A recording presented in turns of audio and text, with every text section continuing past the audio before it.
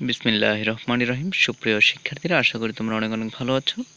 পঞ্চম শ্রেণীর শিক্ষার্থীর তোমাদের আগামী কয়েকদিনের মধ্যেই পরীক্ষা হবে। হয়তোবা তোমাদের রবিবার, আজকে তো বুধবার, বৃহস্পতিবার হয়তোবা চারু কারো, হয়তোবা রবিবারে বা সোমবারে তোমাদের পরীক্ষাটি শুরু হতে যাচ্ছে।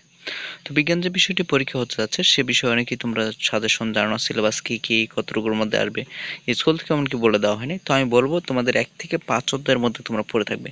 তো এখানে দেখতে পাচ্ছ, প্রথম অধ্যায় রয়েছে আমাদের পরিবেশ, দ্বিতীয় অধ্যায় রয়েছে পরিবেশ দূষণ, তৃতীয় অধ্যায় রয়েছে জীবনের জন্য পানি, চতুর্থ অধ্যায় রয়েছে বায়ু, পঞ্চম অধ্যায় রয়েছে শক্তি পদ্ধতি। 5টা অধ্যায় থেকে মূলত প্রশ্ন থাকার সম্ভাবনা খুবই খুবই বেশি।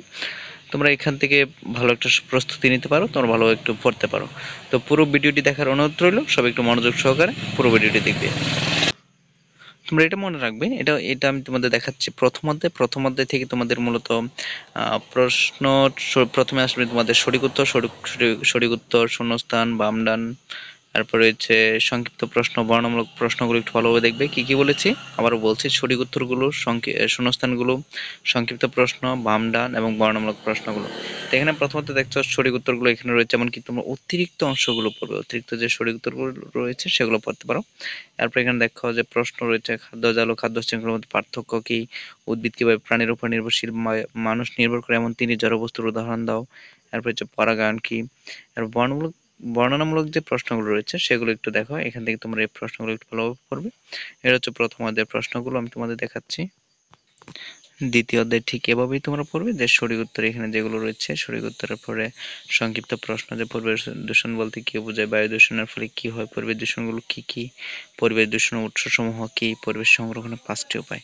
এরপর বর্ণনামূলক প্রশ্নের মধ্যে রয়েছে পরিবেশ দূষণের ক্ষতিকর প্রভাব সমূহ ব্যাখ্যা করো। 2 নম্বর প্রশ্ন রয়েছে শব্দ দূষণ কি, শব্দ দূষণের ক্ষতিকর প্রভাবগুলো কি। 3 নম্বর হচ্ছে পরিবেশ সংরক্ষণ কি, আমরা কিভাবে পরিবেশ সংরক্ষণ করতে পারি। 4 নম্বর হচ্ছে মাটি দূষণ কেন মানুষের স্বাস্থ্যের জন্য ক্ষতিকর। 5 নম্বর হচ্ছে জনসংখ্যা বৃদ্ধির ফলে কেন পরিবেশ দূষিত হয়। 6 নম্বর হচ্ছে মাটি এবং পানি দূষণের সাদৃশ্য কোথায়। এই হচ্ছে তোমাদের দ্বিতীয় অধ্যায়ের প্রশ্নের উত্তরগুলো। এরপরে তোমাদের দেখাবো তৃতীয় অধ্যায়ের প্রশ্নগুলো। তৃতীয় অধ্যায়ের প্রশ্ন কি বলছে দেখো, এখানে যেরকম করে তোমরা পড়ে যাবে। পানিচক্র কি, পানি দূষণ প্রতিরোধের 3টি উদাহরণ, এখানে এগুলো সব বর্ণনামূলক প্রশ্নগুলো তোমরা বইয়ের প্রশ্নগুলো মূলত শেষ করবে। আর সঠিক উত্তর, সংক্ষিপ্ত প্রশ্ন, শূন্যস্থান, বামডান যেগুলো রয়েছে সেগুলো তোমরা অতিরিক্ত অংশ, গাড়ির মধ্যে যে অতিরিক্ত অংশ রয়েছে সেগুলো তোমরা শেষ করবে।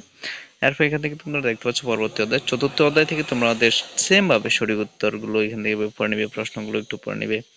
এরপর বর্ণনামূলক প্রশ্নগুলো এখান থেকে একটু পড়ে নিবে। কেমন প্রিয় শিক্ষার্থীরা, চতুর্থ অধ্যায় থেকে? তো পঞ্চম অধ্যায় থেকে এইভাবে তোমরা পড়ে নেবে সঠিক উত্তর, সংক্ষিপ্ত প্রশ্ন, বর্ণনামূলক প্রশ্ন, এইভাবে তোমরা পড়ে নেবে সবগুলো।